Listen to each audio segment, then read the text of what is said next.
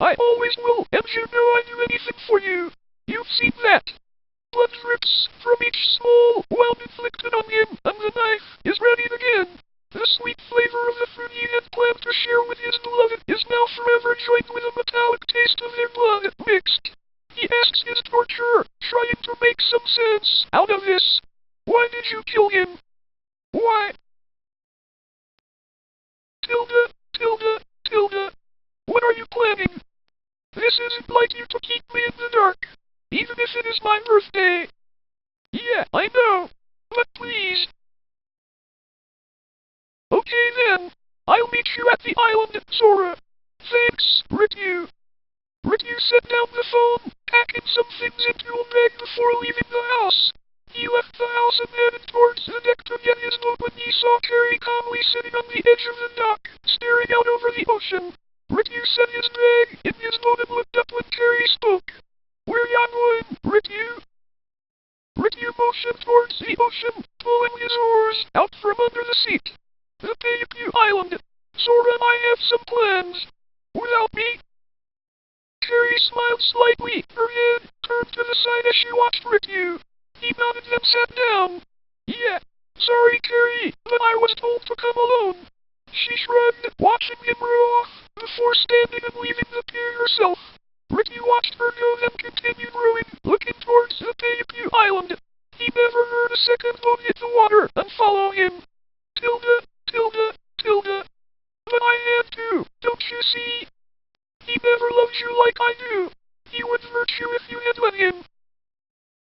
Words cut off as their speaker moves lips to Sora's full erection, coaxing it once more to life before straddling it, gasping as it fills her.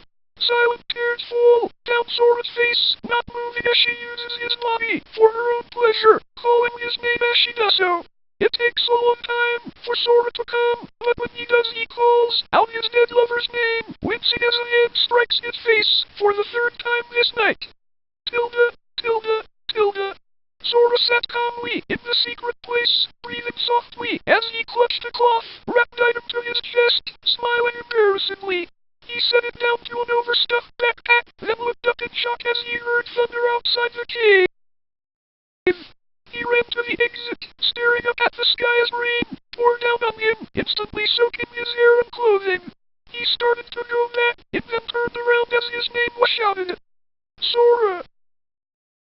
Ricky ran through the rain, his bag tucked under one arm as water dripped off of him.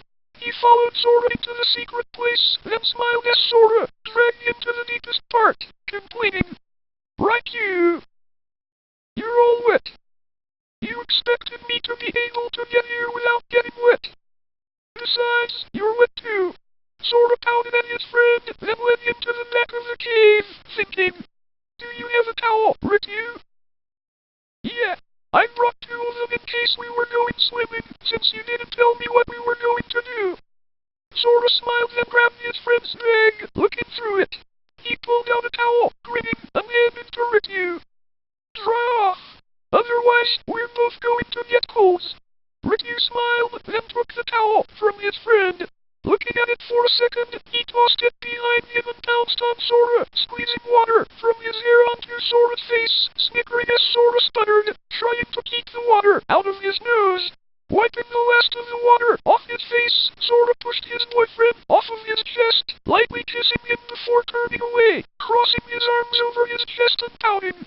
Ricky, that was mean. Just for that, I'm not going to give you your present. Ricky pouted mockingly, wrapping his arms around Sora's shoulders. Ow! Come on, Sora, I didn't mean it like that. Please. Sora practically melted into his boyfriend's arms, leaning back into the embrace. Okay, Ricky. But you have to go stand outside while I get it ready, okay? Ricky smiled, kissing Sora on the cheek before releasing him and standing up. He walked up the path towards the outside, calling over his shoulder.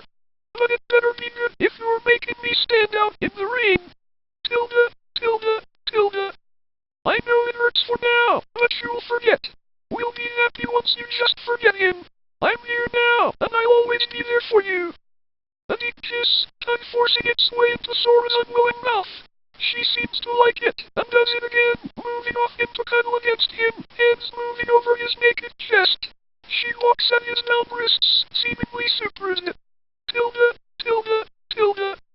Standing out in the rain, Ritu looked up at the tree that acted as a guardian for Destiny Island. He smiled slightly, waited, then turned around when someone tapped him on the shoulder. Carrie stood behind him, her eyes dark, with anger and her body as wet as his. He blinked, frowning, then asked calmly, "What are you doing here, Carrie?" "I thought you went home." Carrie glared, her anger making her seem more imposing, despite her small stature. "I came because I didn't want to be left alone. Then I saw what you were doing to Sora." Ritu interrupted her, eyes wide with surprise. "Wait, you saw?" She nodded, continuing to speak. "Yes, I saw.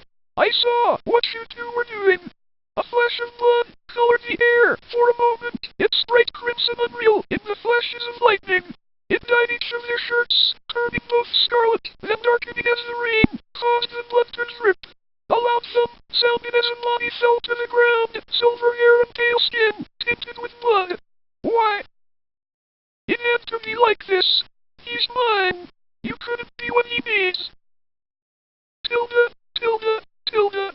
That seems as if it would hurt. Would you like me to untie you? I don't want you to be in pain, after all. He nods, and she moves her knife to the rope, slicing through it, and his arm, easily. He sits up, testing his arms, then moves hate-filled eyes to his captor, reaching with outspread hands for her neck. Her eyes shine with clarity for a moment, and the dagger pierces his chest. He blinks for a moment, then smiles peacefully. This would free him. She would take him to be healed, and he could tell them what she had done. Tilda, Tilda, Tilda. Finishing his work on laying the blankets out for he and Ritu, Sora walked back to the outside of the cave, gasping in shock at the sight he was greeted with. Carrie sat next to Ritu's body, her hands claw-like as she tore at his flesh, butchering the clean knife wound into a grim mockery of an animal attack.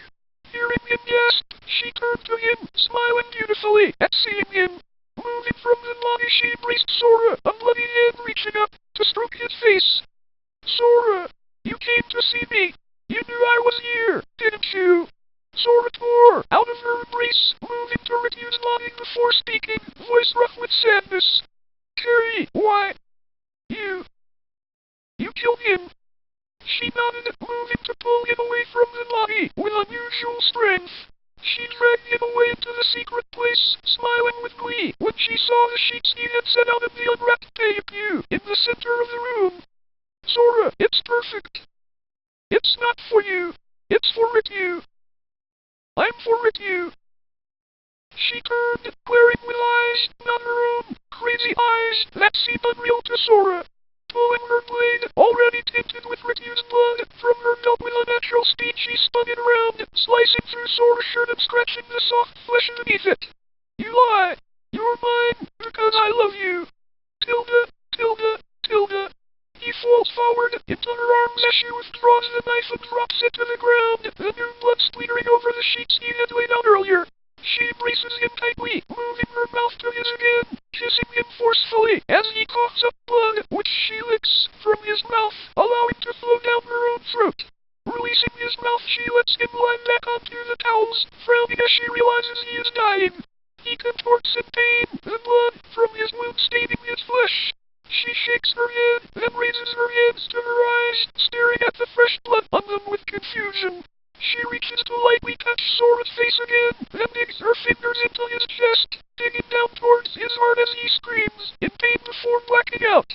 Reaching his heart, she lifts her knife again, using it to cut out the organ and hold it gently in her hands as she speaks to Sora mournfully. "I'm sorry I have to do this, but it's the only way to keep you with me. This way, we can be together forever." She sets the chunk of flesh on her lap, cutting it into smaller pieces before lifting the first piece to her lips, savoring the taste of Sora's love. Tilda, Tilda, Tilda. Carrie is done when they find her mouth, clean of the scent and color of blood. The debut fruit too is gone, and Carrie is covered in wounds of her own, scratches covering arms and neck. They question her until she can't answer any more, from crying about what those weird shadow creatures had done to her best friends. Especially since everyone knew she and Ricky were dating. They take her back keeping her in a separate boat from the dead so she wouldn't have to see what had happened to them anymore. Both had been mutilated, their hearts completely removed. And Carrie sits now, quietly weeping as they row her back to the main island. What a loss, they think, that two boys who were so bright would be brought down so young, and that this young girl would be the only one to survive as they both tried to save her. Especially as she had only been out with her boyfriend on a Valentine's Day rendezvous, with her best friend watching out for them.